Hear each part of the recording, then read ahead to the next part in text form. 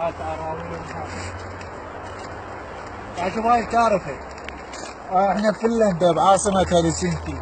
جوني صور هاي. هذا كلب متوفي وشوف مسوي له قبر. هاي بفنلندا. احنا بالعراق احنا البشر متوفي نهوس على قبره ونبوق القبط مال القبر ماله. تعال جوني. جوني هاي المقبرة كلها هاي بس للحيوانات والبزازين والكلاب.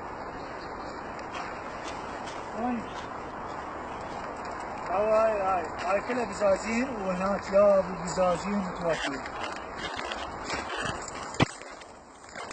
هاي فنلندا بعاصمة هلسنكي مقبرة خاصة بس للحيوانات الكلاب. شوف هذا جايبين له وردة وجايين ما ناسي. احنا بشر ننسى. جوني شوف هذا صورة لهذا القبر. شوف هذا جايين اهله جايبين له ورد. هاي فنلندا بعاصمة هلسنكي مقبرة بس للحيوانات.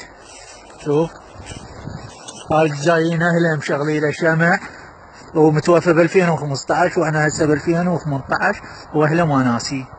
شوفوا احنا البشر ننسى بسا. هاي مقبرة خاصة بس للحيوانات.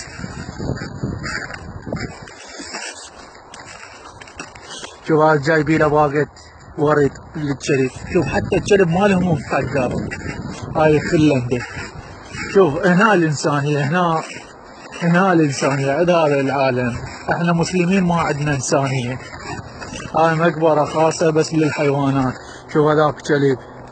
هاي كلها كلاب باعوا. شوف هذا كلب متوفي.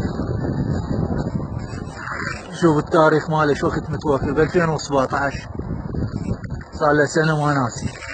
شوف احنا شهيد ننسى منا. شهيد نستشهد من اجل الوطن ننسى منا. اما بزازين ما ينسوهم.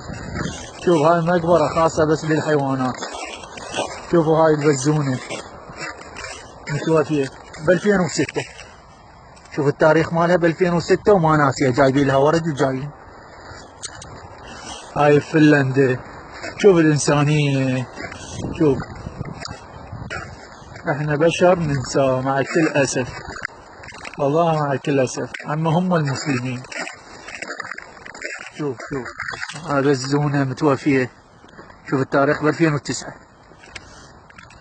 شوف مقبرة كاملة بس للحيوانات.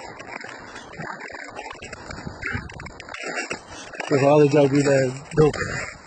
شوف جايبين له دب متوفى ب 2016. يكتبون اسمه والتاريخ ماله. هاي فنلندا ومصايبها. شوف هاي كلها مقبرة بس للحيوانات. عندهم الكلب أهم من الإنسان. ليش؟ عندهم الكلب حاله حال البشر مستوى. هاي مقبرة خاصة بس للحيوانات. 2016 شهر الثاني شهر التاسع العفو يوم 15.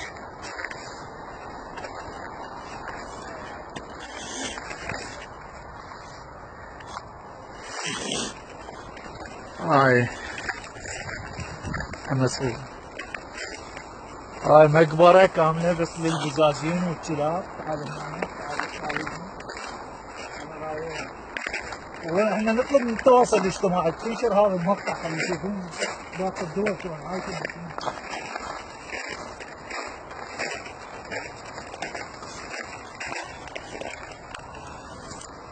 يعني هسه هذا كلب عمره يعني كلش كبير. شوف جيش صار له عايش. شوف التاريخ ماله.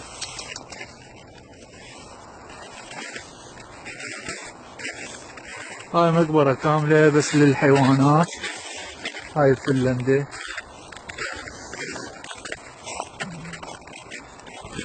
شوف شلون قبور نظامية وحلوة. مقبرة كاملة بس للحيوانات. شوفوا شلون نظامية وحلوة. شوف جايبين له ورد. شوف هذا الكلب جايبين له ورد. اما الله يحفظ هذا البلد ويستر عليه ان شاء الله. شوف شلون عايشين. شوف حتى الكلب مالهم محترم. وشكرا لكم.